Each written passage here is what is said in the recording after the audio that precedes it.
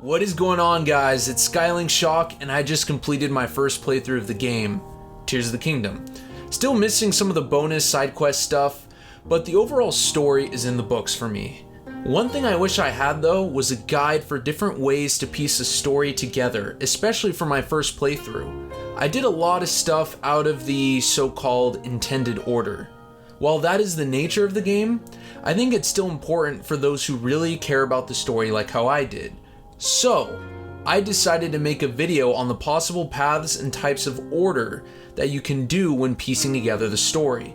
Whether it's your first time playing the game or you want to play the game again, I think this story memory main quest type of guide would be really beneficial. Now, there will be no spoilers on what the memories hold, nor will I use footage of them in this video, and of course no dungeon bosses or even final boss footage in this video either. There will be one section where, in order to not show the dungeon, I will have to show some footage close to that area, but you guys get the point. Now that that's been said and done, sit back and let's figure out combinations on how to approach the memories and story progression. First and foremost, let's understand how the memory system works and primarily the order of the memories. The order of the memories is, in my opinion, crucial to enjoying the story, even more than Breath of the Wild. In Breath of the Wild, I jumped to memory 15 as the first one I saw, and in Tears of the Kingdom, I was lucky that I was able to figure out some sort of track on guessing the first 3 memories that you find. But then I stumbled upon memory 10, which is Dragon Tier 8. And that jump in understanding the story within the memories was really huge, and it took away from how the previous memories were building up the story. That being said, where could someone find the order of the memories, and does the game really show the order? Well, when it comes to the Dragon Tier memories, yes it does. So here's a special hidden room in the game. If you noticed, the camera moves in some sort of small intro fashion, and that, from left to right, shows the order. Jump down here and you'll see each green geoglyph hidden throughout the land of Hyrule. Starting here from left to right are all of the Dragon Tier memories in order. This is 1, this is 2, this is 3, 4, 5, and so on. Now, these aren't all the memories in the game, and after getting these, you might realize that there's some gaps in the memories, of course. The rest of the memories are found in different places within the game. But going back to this order of memories, I skipped to this one during my first run early in the game, which again is Dragon Tier 8, Memory 10. It didn't ruin the story for me, but I definitely wish I saw the memories in order. Once again, I highly recommend watching these in order. Now, here's a good note. Before seeing these last couple of Dragon Tier memories, 10 and 11, I really recommend you find out on what's going on in Korok Forest. Otherwise, going back to Korok Forest so late in the game didn't feel that fulfilling, at least for me. I completed all the memories except for 2 before going into Korok Forest, and I just felt like I should have came here way earlier. It would have been better. If you want a hint on how to get into Korok Forest, it's not at all like how you get in there in Breath of the Wild, so don't try to use fire or light your way through the fog like how I did, as well as you can't enter from falling straight in from the sky. That's all I'll say on that. Now, since that has been said and done, let's look into how the rest of the main story affects the memories and different ways to piece them together. So, I'll present the best memory and main quest guide I wish I should have done, and then after that entire explanation, I'll explain more. This beginning guide path serves as a baseline foundation for the game. So remember, there is room for your own personal exploration in between the steps that I'm about to mention, but just watch out for seeing memories early at the geoglyphs, and don't go to the Faron Woods Thunderhead early. Now, let's begin the guide.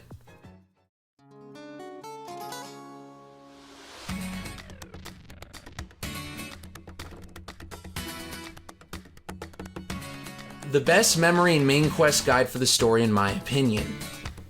After landing in Hyrule after completing the Great Sky Island, go to Lookout Landing and progress through the story there. Then aim for Rito Village and you can see the first 2 geoglyphs along the way, showing the first 2 Dragon Tier memories. The first one is near the New Serene Stable. You will probably see Impa there, that is Dragon Tier 1. The second one is near the Tabantha Hills, and by the way, the design on this geoglyph deserves a theory video that I will soon make. Now, there is a geoglyph nearby this one that is actually Dragon Tier 6. This one, actually if you get it early, doesn't spoil the story and actually fits as a 3rd memory to find, but overall I do recommend getting this one after Dragon Tier 5, so for this path, avoid it. Now, begin Rito Village's main quest and go for the dungeon of that area. After completing it, proceed east. There are 2 huge geoglyphs you'll pass, being this one Dragon Tier 10 and this one Dragon Tier 11. Avoid both of those seriously, as they kinda spoil the story of how the memories climax. Again, avoid the Ganon Ghost looking one and the sword one until you've progressed further, seriously. Now, you will cross by Korok Forest. If you're feeling confident, figure out what's going on here, or you can come back after the 2nd dungeon. South of Death Mountain is this geoglyph, which is Dragon Tier 3. See this memory and then proceed into Death Mountain. Do the dungeon of this region and then go into Korok Forest and figuring out what's going on if you haven't done that already. After achieving those quests and getting those memories, progress straight to Nabi Lake and find Dragon Tier Memory 4 in this geoglyph. From here, return to Central Hyrule and see what's new. In Lookout Landing, a character offers you a side quest to investigate the depths in Central Hyrule. Through the Hyrule Field Chasm, discover the camera ability and the hidden 5th new power in those depths. Or you can come back to this whenever later, but make sure it's before facing the final boss, as this main quest leads into a side quest that can help figure out where the final boss is for both you and the characters in the game. After all of that, or at least Dragon Tier 4, proceed east into Lanayru, but not too far east. Dragon Tier 9 is near the Northeastern Sea, and I recommend not seeing that one either. Make sure to avoid that. After exploring Lanayru, go to Zora's Domain and seek out the dungeon there. After completing that dungeon, go far southwest into the Gerudo region. Do watch out for Dragon Tier 10 in this geoglyph, saving that for later. Proceeding west brings one close to the cliffs of Gerudo Highlands. Near Saphia's Table holds the geoglyph for Dragon Tier 5. Find that memory and work your way into the Gerudo region. Dragon Tier 6 is nearby north at the Illumini Plateau. Grabbing that memory in a short detour is actually not a bad idea.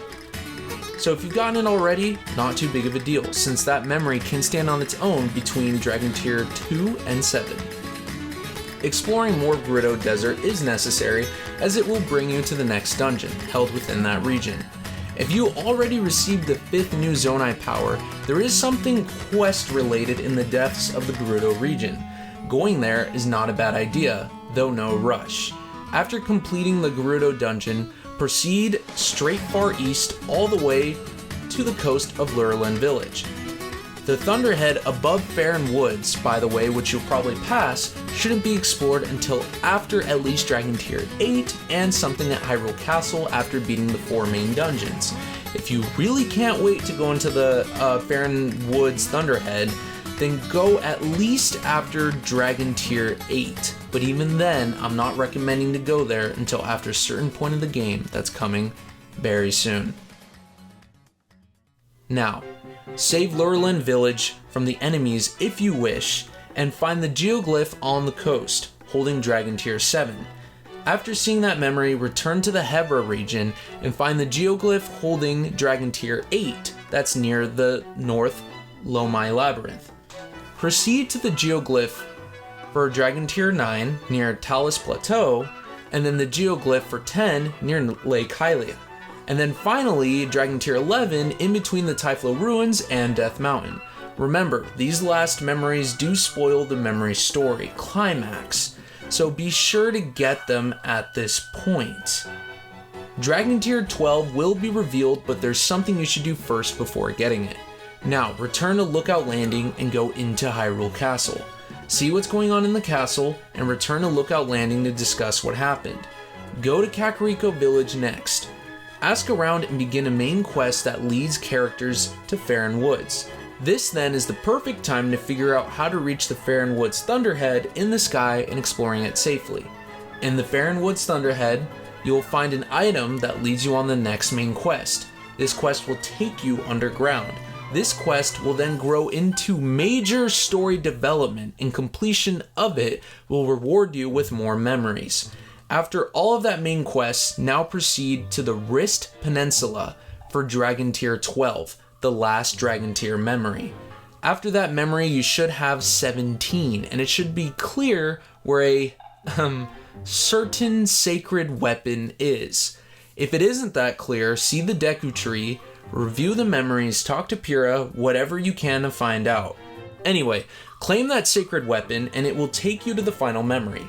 Now, all the main quests excluding 2 and the memories should be completed at this point along with that sacred weapon. Proceed to the final boss, which of course is not in Hyrule Castle.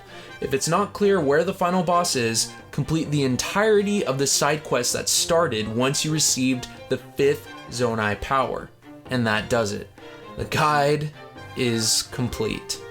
So, if I was really vague in this guide, I did that on purpose because I tried my best to create a super strong story guide without any major story spoilers.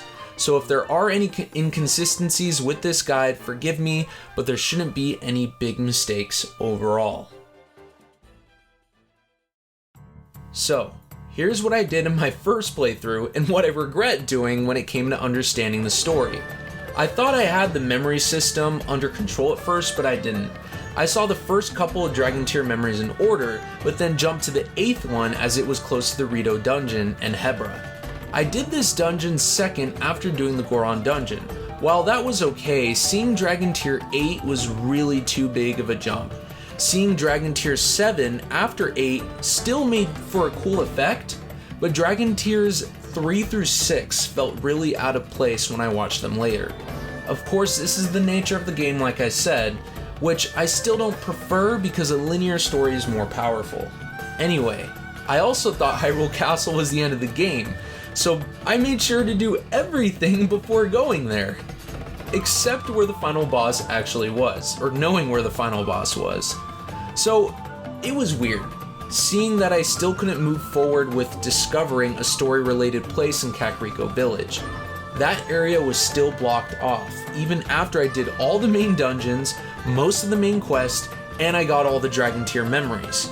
I began to think that this area was permanently unreachable. Wow, right?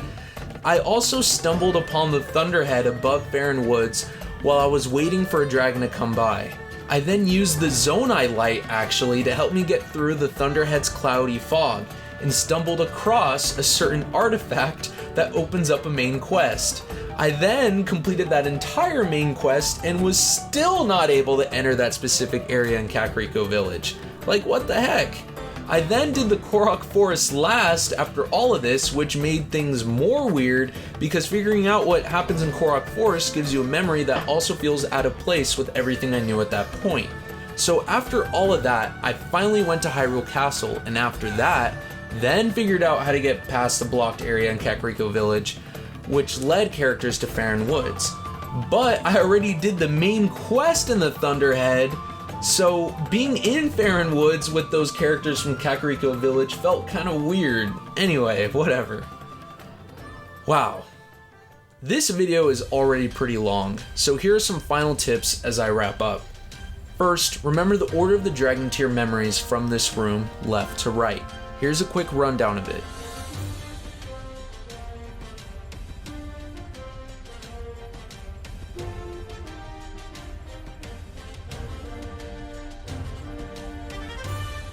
Second, Hyrule Castle is not the end of the game, so no need to do everything story related before going there.